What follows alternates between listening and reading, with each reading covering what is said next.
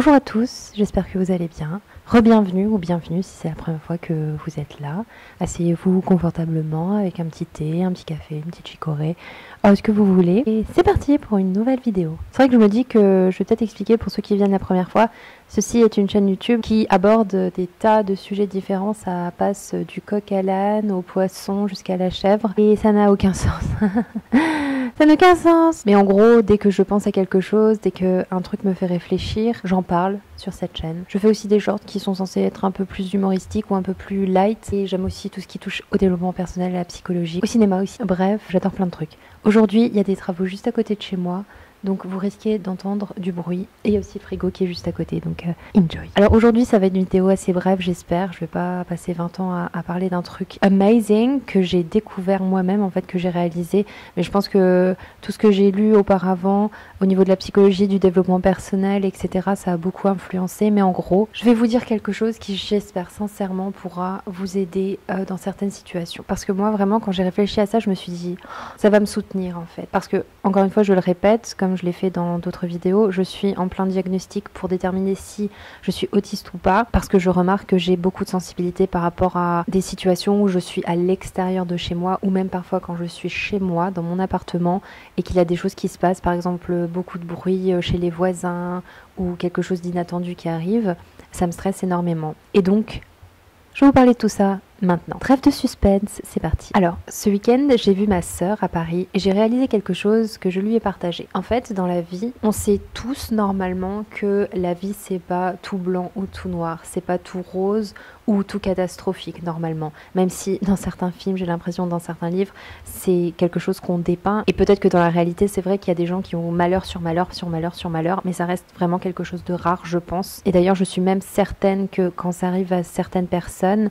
ce genre de choses, il est possible de se dépatouiller de ça. Mais en gros, pour les gens comme vous et moi, on va vivre une vie pendant quelques années où il y aura des jours où tout ira bien, il y aura des jours où ça ira bien et ça ira mal, et il y aura des jours où on est vraiment au bout du rouleau et rien ne va. Et ce qu'il faut savoir, c'est que quand j'ai passé quelques jours avec ma sœur, il y a eu des choses qui se sont passées. Par exemple, on allait au cinéma, voire Vice Versa 2. C'était la deuxième fois déjà que je voyais le film et c'était un samedi. Donc forcément, je savais qu'il allait y avoir des enfants, des familles, etc. Et ça suggérait que ça allait être certainement bruyant, que des enfants en auraient marre au bout d'un moment parce que ça peut être long peut-être pour eux, etc., etc. Donc j'étais préparée mentalement à savoir que ça pourrait apporter des petits désagréments pour les autres ou pour nous. Et ça n'a pas loupé parce qu'à un moment, un enfant derrière, je pense qu'il s'ennuyait et il tapait sur son siège. Ma sœur s'est énervée et elle a dit au petit d'arrêter.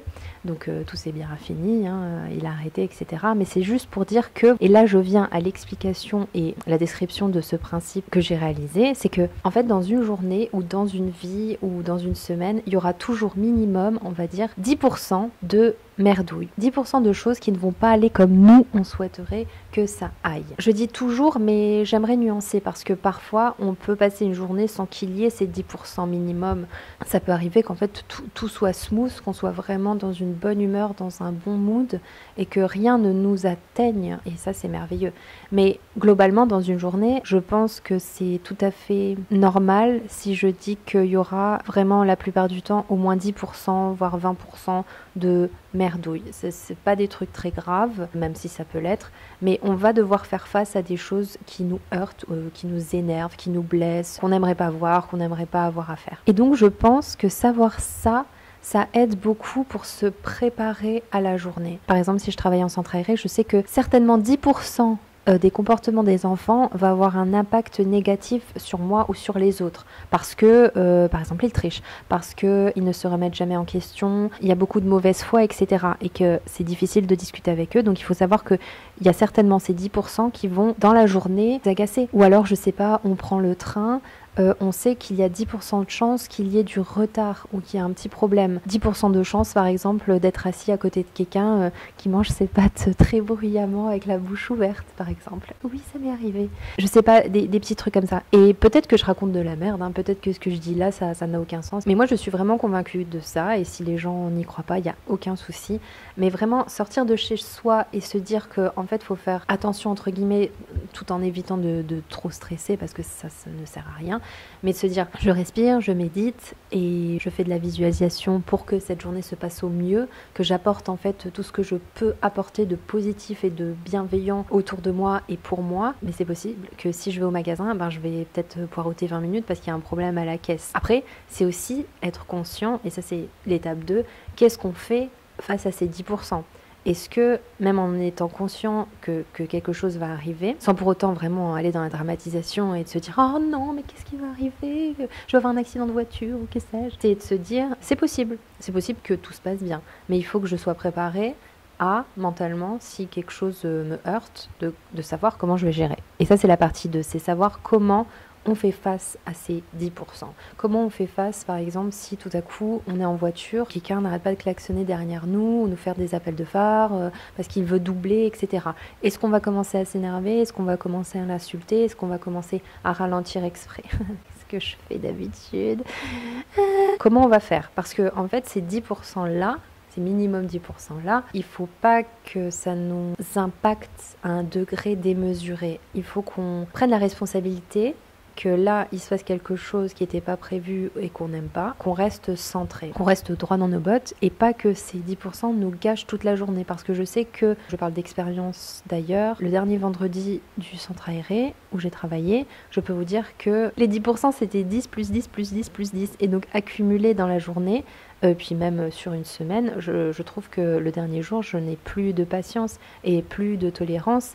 Et en fait, je ne faisais que m'énerver. Et ça, c'est vraiment le stade où j'espère que vous n'arriverez pas. Après, on se sent épuisé, on se sent mal. Moi, je suis quelqu'un qui rumine énormément, mais ça tourne en boucle et on se dit « Ah là là, mais comment j'aurais pu faire mieux, etc. » Et même, vraiment, je vous assure, en faisant de la prévention chaque jour, en faisant voilà, de la marche, du yoga, de la méditation, en lisant, en faisant de la visualisation, en espérant voilà, que tout se passe bien, et ben voilà, il y a un moment où on est fatigué. Et c'est normal, parce qu'on est des êtres humains, encore une fois. Mais c'est essayer de voir comment on peut ne pas arriver là, parce qu'on a tous en fait des limites, chacun a ses limites. Il y a des personnes qui ont des limites très très faibles, il y a des personnes qui ont des limites plus strictes. Et moi, quand régulièrement, par exemple, je ne me sens pas respectée, je ne me sens pas écoutée, je ne me sens pas valorisée, au contraire très critiquée, quand c'est vraiment constant, je peux vous dire qu'au bout d'un moment, je pète un câble. Et bien sûr, c'est quelque chose que j'aimerais améliorer dans le futur. Et je sens que, je sais que je vais l'améliorer. Mais aujourd'hui, au jour d'aujourd'hui et au jour où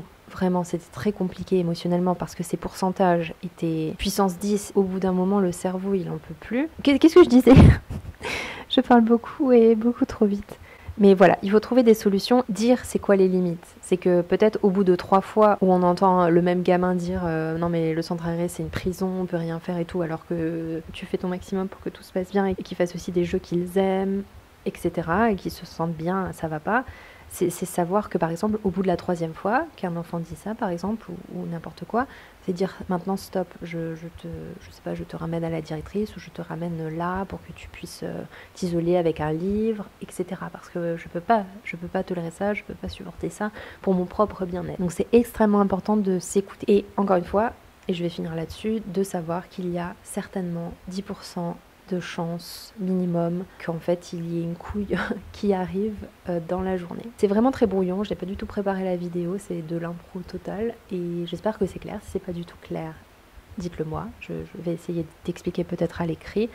Mais voilà, je suis persuadée de ça et je suis persuadée que malgré l'adversité en fait que la vie peut nous apporter, qui nous apporte en fait gratuitement, on peut aussi avoir un autre regard là-dessus. Par exemple, et je vais encore finir là-dessus, ma conclusion est très longue, mais j'étais à Paris et ensuite à Dieppe avec ma sœur et je peux vous dire que c'est incroyable parce que je suis très fière de moi, j'étais tout le temps zen. À un moment il y avait des manifs, il n'y avait pas le bus que je devais prendre, j'ai pas paniqué parce que c'était un truc pas prévu, c'était un truc qui était craignos quoi, parce que après j'ai quand même marché 1 heure en plein cagnard, etc. J'ai réussi quand même à prendre le métro pour me rapprocher de l'endroit où je devais rejoindre ma sœur, etc. et qu'il n'y avait pas de problème, j'avais largement le temps et qu'il n'y avait pas de raison de se mettre la pression et que sur le chemin je pouvais m'acheter une boisson fraîche et que tout allait bien finalement. C'était pas dramatique, c'était pas grave et qu'on est capable aussi, c'est très important aussi de se dire qu'on est capable, on a la force, l'intelligence, la créativité d'esprit